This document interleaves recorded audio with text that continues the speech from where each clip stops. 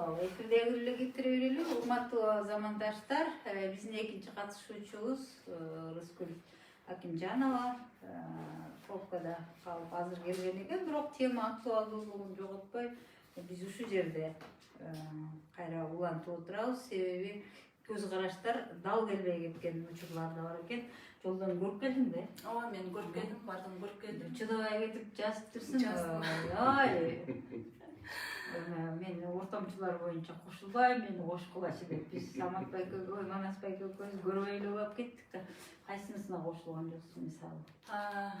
Негизи биз дыйкандар менен иштегенде да бул жанагы кредит алганга жөнүндө дагы айтып берейин да. Бизге кредитти качан берет? Бизге кредитти где-то оформление анда мындай болуп атып, биз майда, июнда, мисалы, быйыл мен жанагы ФСК деп коет, ошол кредитти 15 июнда алдым да. 15 июнда 15 июнга чейин мен дыйкандар менен иштегенде биз февралда баштайбыз дыйкандар менен иштешебиз. Алардын бүт бардык жабдыктарын алып беребиз, бүт каржыларын беребиз. Февраль, март, апрель, май, июнь мен 5 ай башка жактан кредит алып, аны дыйкандарга берип, анан ФСКдан кредит алып, тегини жаап, орто жолдо мисалы 5 айлык процентти төлөдүм да. Эмне үчүн мен ушул жолго барам? Ошол эле дыйкандар менен өндүрүшчүлөрдүн ортосунда деле ошо ортомчулар отурат да. Эгерде мен ал дыйкандар менен заранее договор кылып койбосом, бүт баягы базарда отурган ортомчулар бар да, оптовиктер деп коет да. Оптовиктер, алар акчасын берип коет дагы, баягы дыйкандарды байлап коет. Эгерде мен барып ошо дыйкандар менен азыр сүйлөшүп калбасам, эртеңки күнү мен ошол ортомчулардан ошол баадан бир аз кымбат алганга туура келип калат да.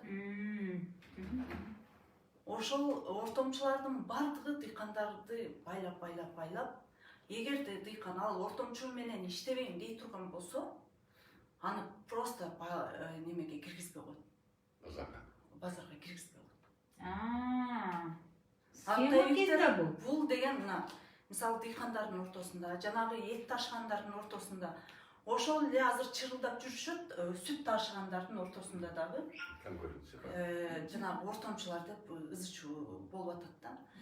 Бирок мисалы азыр ортомчулар деп аларды жаман көрүштүн кереги жок. Неге дегенде биздин целый системанын жүздөй салып турат экен да, баары бир. Жок, байлаштырып турат экен да эки тарапта.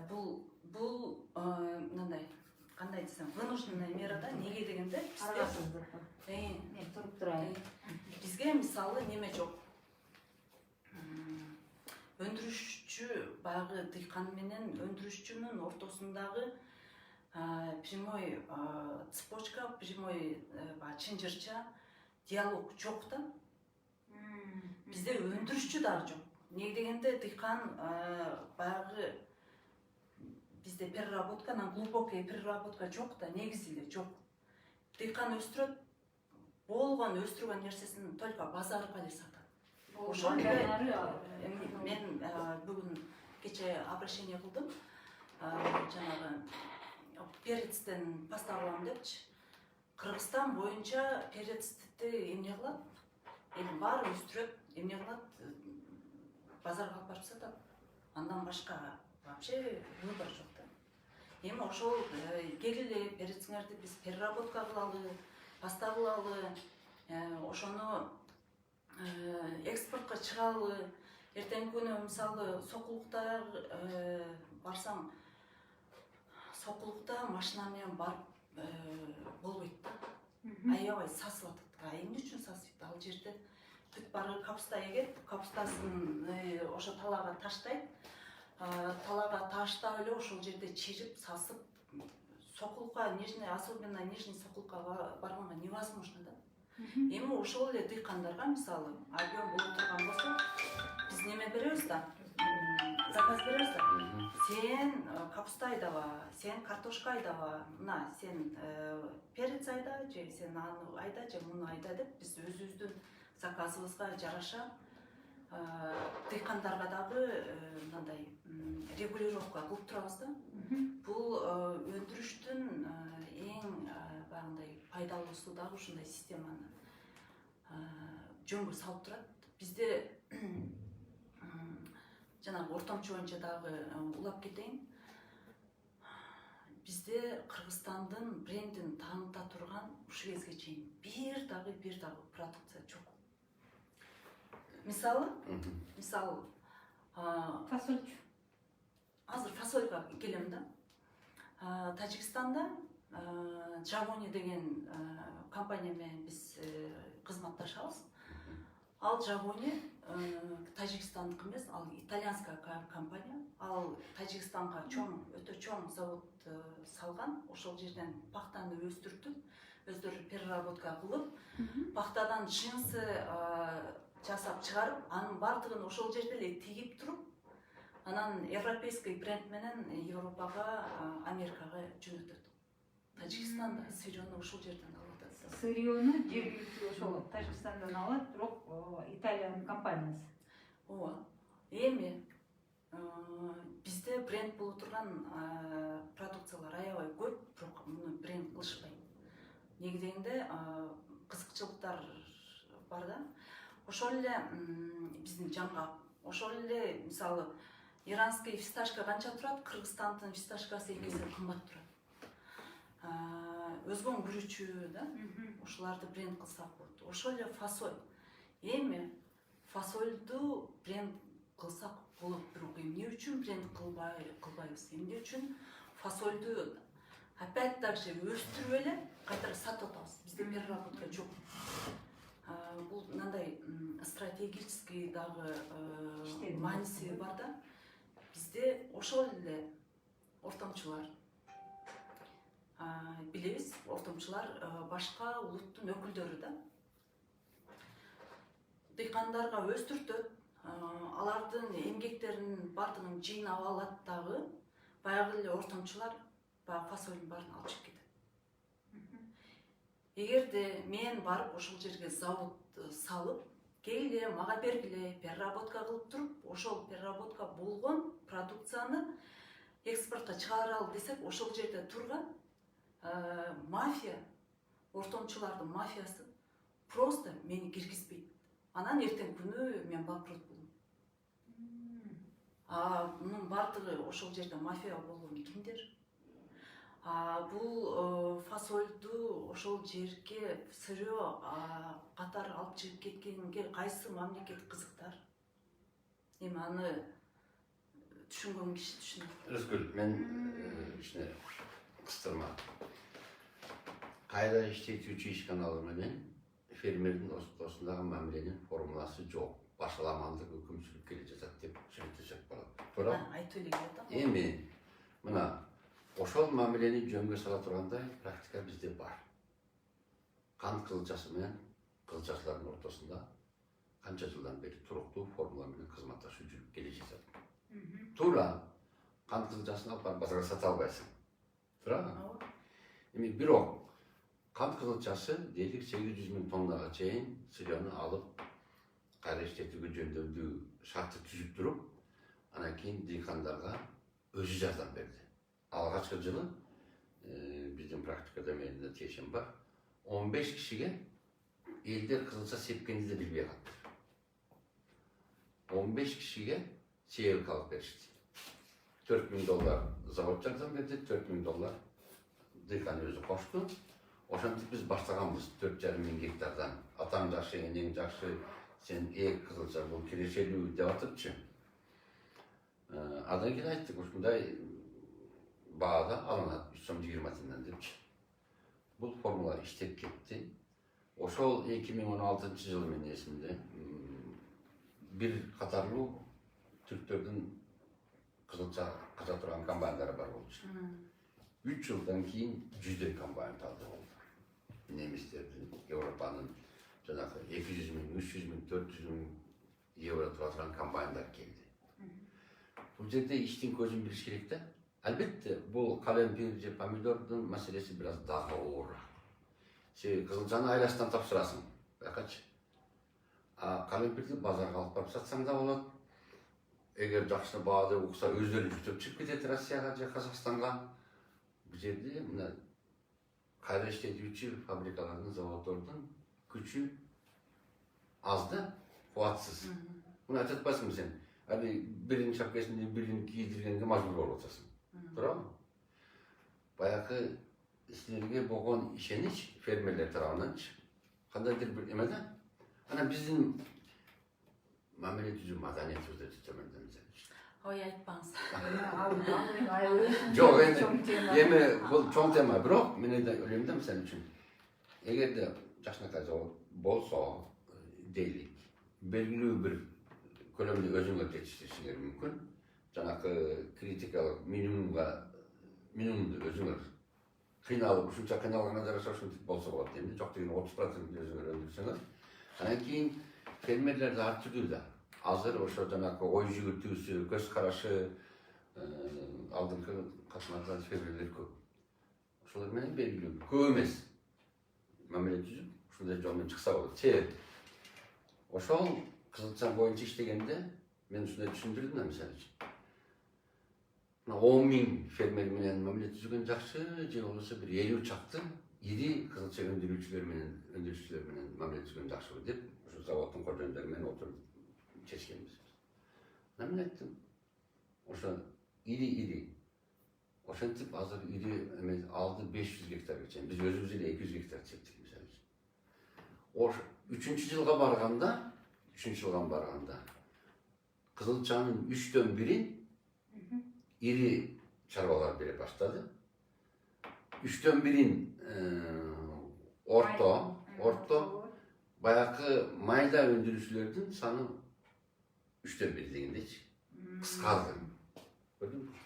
5 жыл ичинде буну дагы да жакындаштырса болот да. Бул бир күндө калыптана турган мамиле эмес, мисалы үчүн кайра иштетүүчү заводдор менен фермердин ортосунда мамиле. Неме азыр мен айта турган кечирис, жанагы мен негизи ушул өндүрүүчү дегенден дагы чыгып, менин заводум же сиздин заводуңуз же неме эмес, негизи эле мамлекеттик масштабда азыр талкуу кылалы дегенмин да.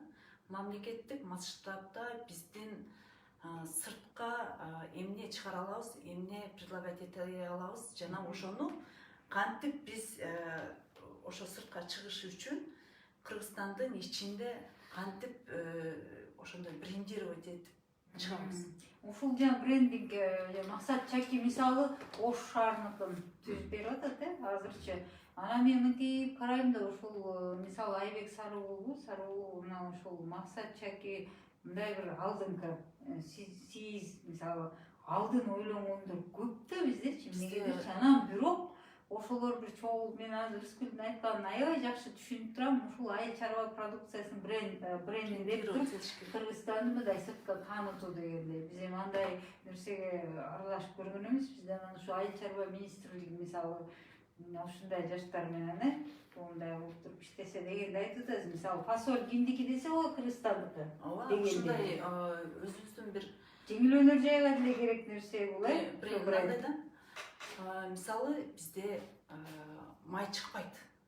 Практически 95% майды биз импорт менен алып келебиз да. Эми алып келген менен биз ошол мамлекетке эмне сунуштай алабыз? Ар бир мамлекеттин өзүнүн валютасы болуш керек да. Мисалы Украина кукурузаны өзүнүн нефти кылганга азыр мындай технологиялык мүмкүнчүлүгү бар. Ошол кукурузаны ушундай өстүрүп, ушундай неме кылып атат. Эртеңки күнү басынды жүгөрүгө салып атат дагы, ошону эртеңки күнү бүт дүйнө жүзүндөгү жанагы экспортту бүт баарын басат да, бул нефт катары өзүнүн валютасы болот. Өзүнүкү болуп калат. Ошол биз ошондой кайсыны кыла алсак? Ошол эле мисалы немеде Өзбекстанда бул пахта, бул сухофрукты, бизде эмне? Ал ушул нерсени ойлонуш керек. Биз мисалы валюта кыла турган эмне продукциябыз бар. Бирок туризмди атасак, туризмди элдерди чакырыш үчүн, туризмди менен өнүгүш үчүн эң биринчи аларды привлекать этип алып келиш керек болуп атпайбы? Биз брендировать этип бир продукцияны, любой продукцияны брендировать этип туруп, ошол биз алып барып беришибиз керек ошолордун алдына. Ошол эле туруптурмуз мен бүтө эле. Эмне үчүн фасольду биз брендировать эте албайбыз мисалы? Эмне үчүн жаңгакты, эмне үчүн мисалы балды. Бизде аябай сонун андай бир продукциялар бар, бирок алар үчүн стратегический развитие ойлоп чыга элек да. Эгерде бир продукцияны алып туруп, ошонун үстүнөн иштеп, ошонун стратегический развитиесин, программасын полностью разработать этип туруп, ошонун үстүнө иштей баштасак, биз ошол продукцияны мисалы дүйнө жүзүнө таанытсак болот. Бул брендирование деген бул таптакыр башка нерсе да. И брендировать эте турган продукцияларыбыз Кудайга шүгүр бар. Демек, биздин мамлекет азыр айрыкча айыл чарба аграда көңүл бура турган чоңуңуз ушул экен. Пока.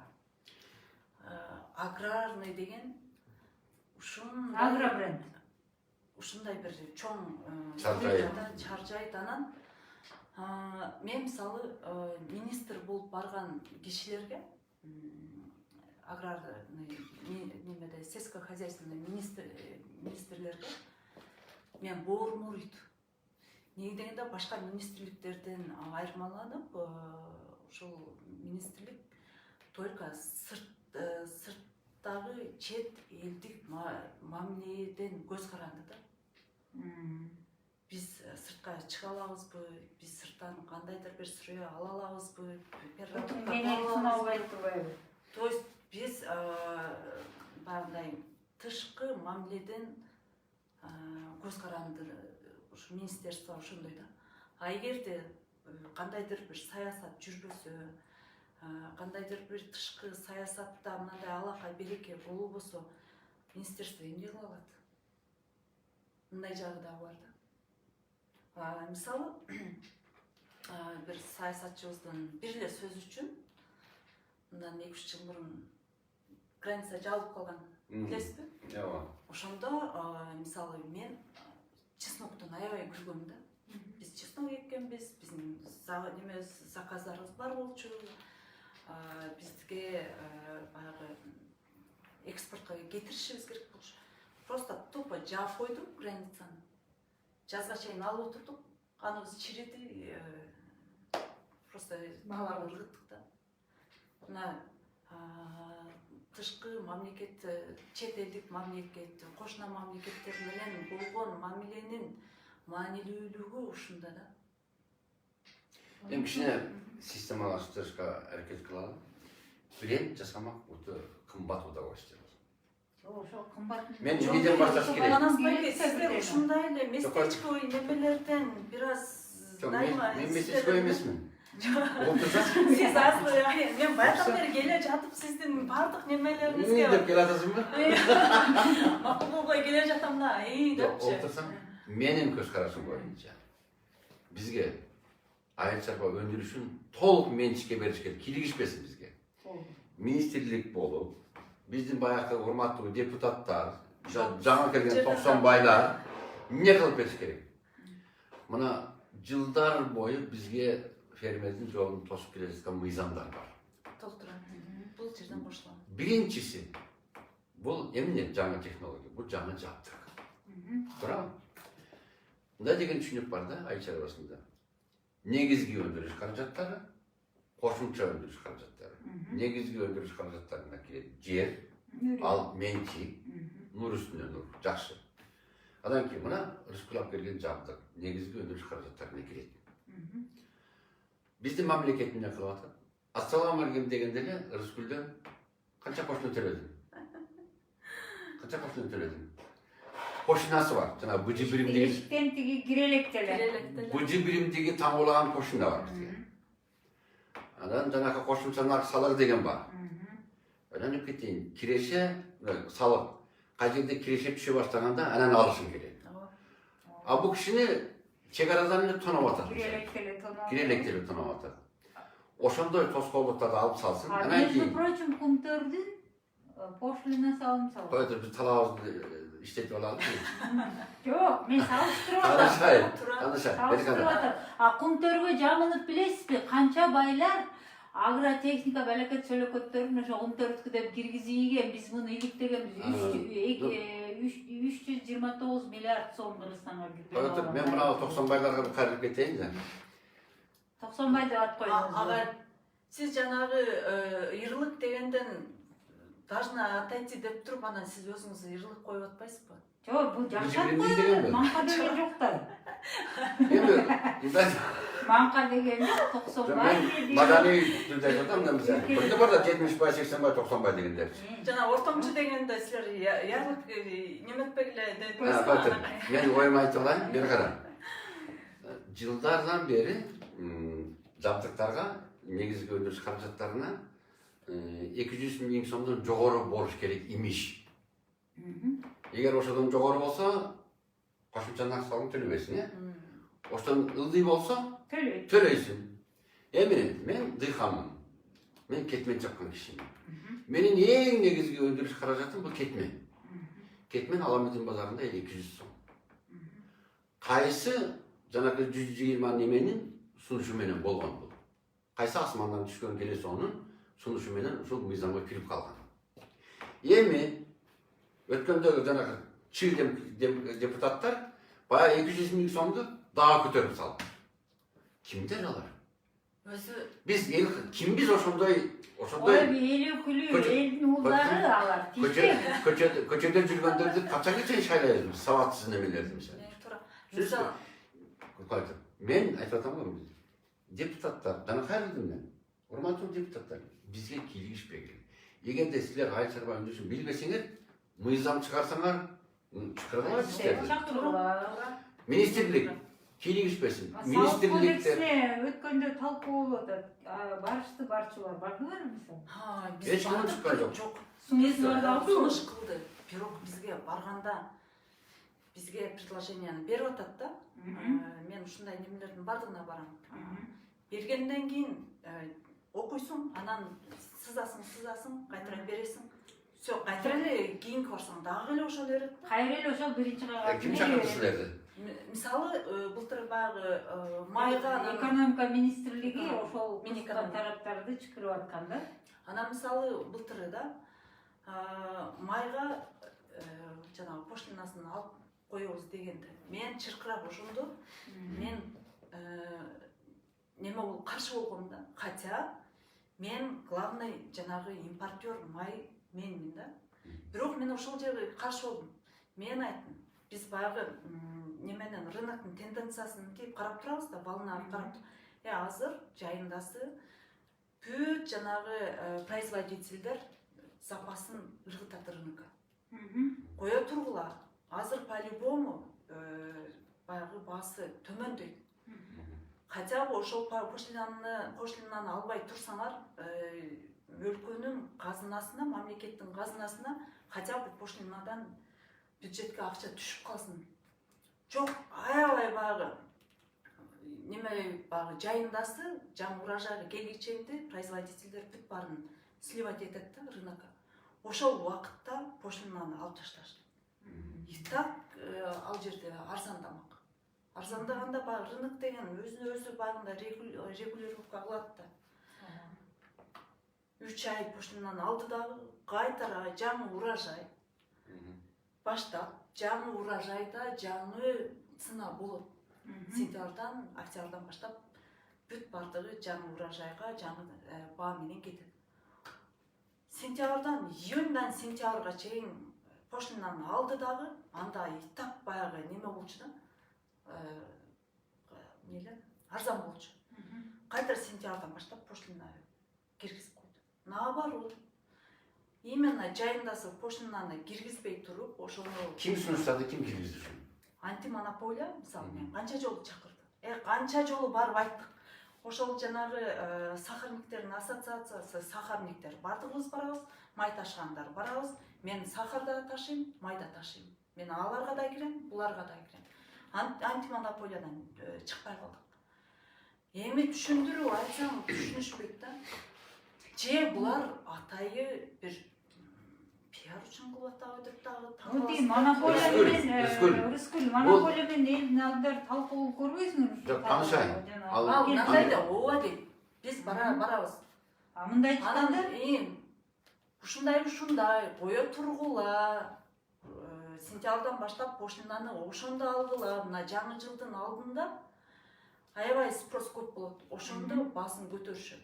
Бул баягы рыноктон ошол маалда силерге жардам болмок экен да, эгер ошол маалда алса. элге да. Демегенде бул деген жеңил эле пиар политика турбайбы? Кыздар, мындай да. Түшүнүрсүз да. Коррупцияны жоготуунун бир эле жолу бар. Мисалы үчүн ошол антимонополдук комитет бар. Чоюп саш керек. Бул жанагы аппендицитте хирург кийлигишпесе өлдүм. Антимонополдук комитет, анан экономика министрлиги барбы? Такыр Экөөнтө эле жоюп саш керек. жоюп салыш керек. Айыл чарба министрлиги да керек Жок, болсо. айыл чарба министрлиги керек. Азыр өтө керек. Азырчы айыл чарба министрлигин экономика министрлиги токоп минип алган. Сени кандай тиеши бар? Өздөрү экономиканы тамгасын түшүнбөйт. Анан айыл чарбаны минип алган. Көрүнүктүү экономист кыргыз чыкты деп мен угалайбын эле. Бар, Эмил Металиев бар, Ахмат Келдибек Жок, бар. госчиновниктердин ичинен да. Чиновниктерден бе. Өзү негизи Эмне кылды экономика министрлиги эмне? Манас байке мындай да, өндүрүшчүлөр негизи эле. Чиновниктер жаман көрөсүзбү? Бизнесмендерге калган киши эмес экен. Жана Манас байке журналисттерден болду, отургулар түштү эле. Жок, өлкөнү баккан жаратма бизнес деп айттым го. Эл да түшүнүш керек. Элди депутат баккан жок. Чиновник сусликтер баккан жок. Журналисттер баккан жок.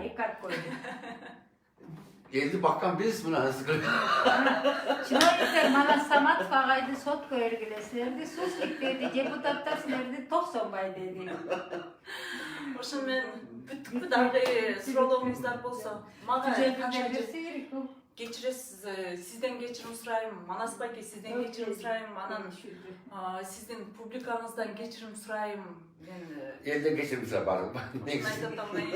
Аудиториядан элден кечирим сурайм. Мен бир жерде кармалып калдым, анан чыксам пробка аябай пробкадан пробкага тыгылып калдым да. Биздики мындай да замандаштар да туура түшүнүш керек. Бул долбоор элдик долбоор деп мен ушуну баягы эксперимент катары ачкам да. Буну баягы биз журналистка чөйрөсү деле баягы байкамаксан болот да, Мамыркуловдун жапайы студиясы деп кабыл алышат. А мен деле мейли деп коем, себеби бул студияны мен ачкан себеби мындай болгондо, Рыскүл өзүңөрдү тааныштыра кетейин. Көрөйүн эксперимент кандай болду экен. Элдер себеби дегенде өзүнүн талкууларга барып жүрөсүңөр, баягы жалаң тандалмалар барат да, оюн айтам дегендер калып калат да көп учурда. Себеби ал жерде редакциялык саясат да бул кеш керек, тиги кеш керек деген сыяктуу. Бул бар нерсе. Анан ошон үчүн мен ачып койдум эле, анан бирок өзүм ооруп калбадым, болбосо мындай жемишин берет да. Биз баягы айтыла турган себеби редакциядан бул тарапты сүйлөө дейт. Мисалы мамлекеттик акырдан жем жеген жемекалар болсо, аларга мисалы Манас байкеде чимкирик деп бутулбайт да. Болбойт. Биз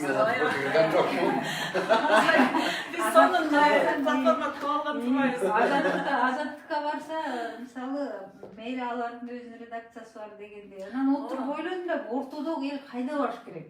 Анан кийин ушулантчан ачып койгон себеби ушул болчу. Мейли, келип эл жок дегенде бугун чыгарып алсын депчи. Бизде жанагы кеңешип кескен бармак оорубайт деген ата салтыбыз бар. Бизди мисалы үчүн КТЛК чакырбайт.